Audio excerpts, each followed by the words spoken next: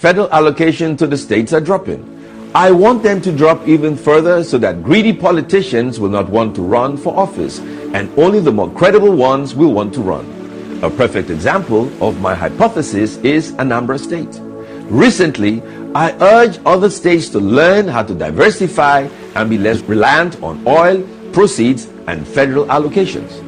I said despite not having oil in commercial quantity, Anambra State did not seek the federal government bailout, and the state still pays its workers on time.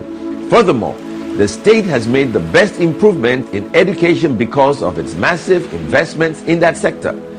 After I made this statement, Anambra State further vindicated me by becoming the first and only Nigerian state that exports vegetables to Europe in commercial quantity.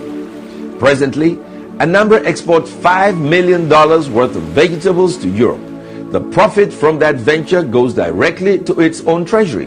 But the peculiar thing about Anambra is that it has one of the highest population densities in Nigeria and suffers from massive land erosion, leaving it with very little arable farmland.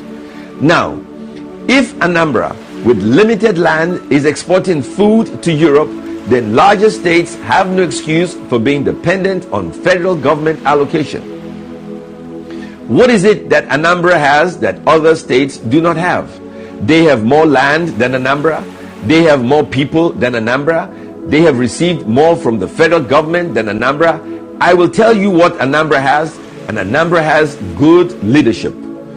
Followers find fault. Leaders find solution, while great leaders find both.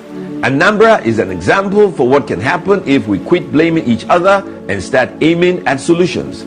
And that is why I want federal allocations to drop so that all states will attract the type of leadership that Anambra currently has.